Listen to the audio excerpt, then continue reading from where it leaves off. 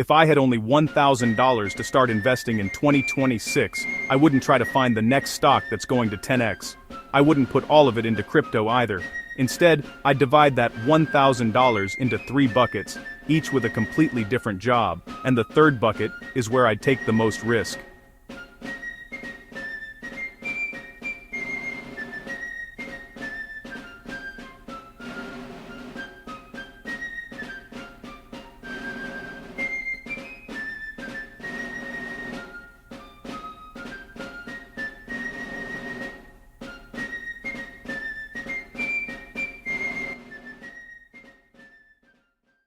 Before we break it down, there's one important point. This isn't about turning $1,000 into $1 million overnight. Nobody credible is doing that with a single $1,000 deposit, and if a video promises you that, that's your cue to leave. The goal is to use your first $1,000 to build a system that can compound for years, and if I had high-interest debt, credit cards, anything charging 20% pause, or no emergency savings at all, I'd deal with that first. No portfolio split beats a guaranteed 20% interest charge working against you, so everything I'm about to walk through assumes that box is already checked, and this $1,000 is genuinely free money with a job to do.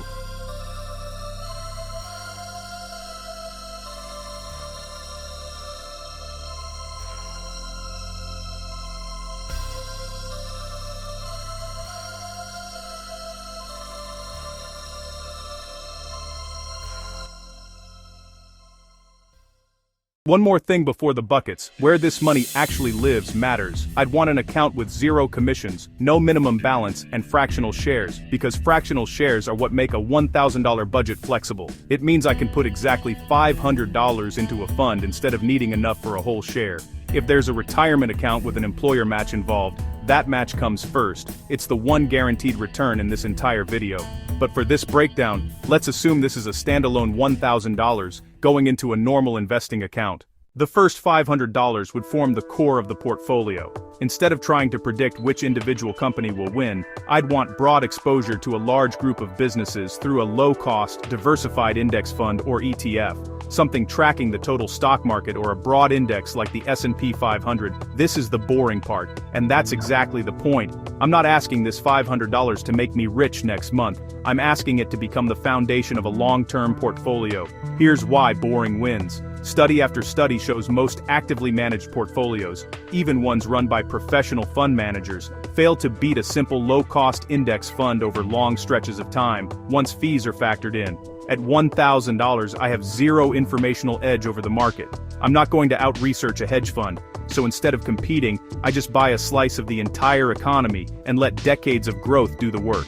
If I wanted to split this $500 even further for balance, I might put $350 into a total US market fund and $150 into international markets, because no single country outperforms forever, and a little global exposure protects me if the next decade favors economies outside the US, but even without that split, the core idea holds: broad, low cost, and left alone.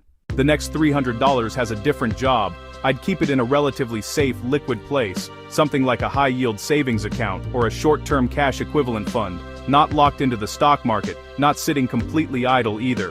Why keep money on the sidelines? Because having liquidity gives you options. Markets fall, opportunities appear, unexpected expenses happen. Being fully invested with 0 financial cushion can force you to sell at exactly the wrong time, right when prices are down and you least want to be selling. This $300 means I'm never in that position. If the market drops hard and I see a genuine opportunity, I have dry powder ready. If my car breaks down instead, I have that covered too, without touching the core $500. Now for the final $200. This is where I'd allow myself to take more risk, but with one rule: I have to be completely comfortable losing a meaningful portion of it. Depending on my knowledge and risk tolerance, this could be used to research individual companies, a higher growth theme, or another speculative asset. A single stock I've actually researched, a thematic fund around something like AI or clean energy, or a small crypto position, but I'd never confuse this bucket with the core portfolio. The mistake isn't taking risk, the mistake is treating every dollar like it should have the same level of risk.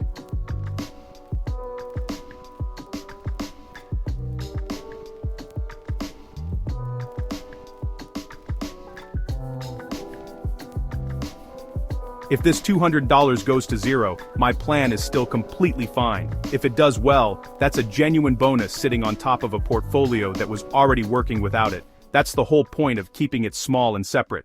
But here's the part most $1,000 investing videos miss. How you divide the first $1,000 matters much less than what you do after it. If you invest once and stop, your results are limited. A single $1,000 deposit, even with a perfect split, is still just $1,000 doing what $1,000 does. But if that first $1,000 becomes the beginning of a habit, adding $100, $200, or $500 consistently, now compounding actually has something to work with. Let's put real numbers on that. $1,000 invested once, left alone for 20 years at a historical average return of around 8%, grows to roughly $4,700. Respectable, but not dramatic. Now take that same $1,000 and add just $200 a month on top of it. After 20 years at that same 8% average, you're looking at a figure well over $110,000. Same starting point, same rate of return. The entire difference is the habit that came after the first deposit. That's not a hack, that's not a secret stock pick. That's just consistency, given enough time to compound. Before I wrap up, 3 mistakes that would take this exact plan and quietly ruin it. 1. Checking the account every day. At $1,000, daily price swings are noise, not signal. Watching it constantly just trains your brain to react emotionally to completely normal volatility. 2. Rating the safety bucket for the risk bucket. The $300 has a job. The moment it starts funding speculative bets because something looked exciting this week, the whole structure falls apart. 3. Letting the $200 bucket grow into the $500 bucket's roll. If a risky position does well and doubles, it's tempting to let it ride and keep adding to it. That's fine. Just don't stop treating it like the risk bucket it is. So if I were starting with $1,000 today, I'd think about 3 things: a core, a safety bucket, and a smaller risk bucket. $500 into a low-cost, diversified index fund, the core. $300 into something safe and liquid, the cushion.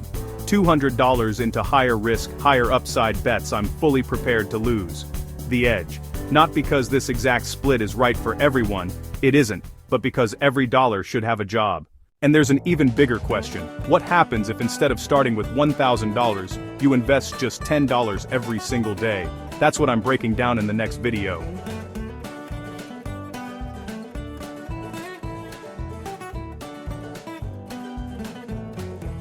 Subscribe to JB Global MMO if you want to build wealth one step at a time.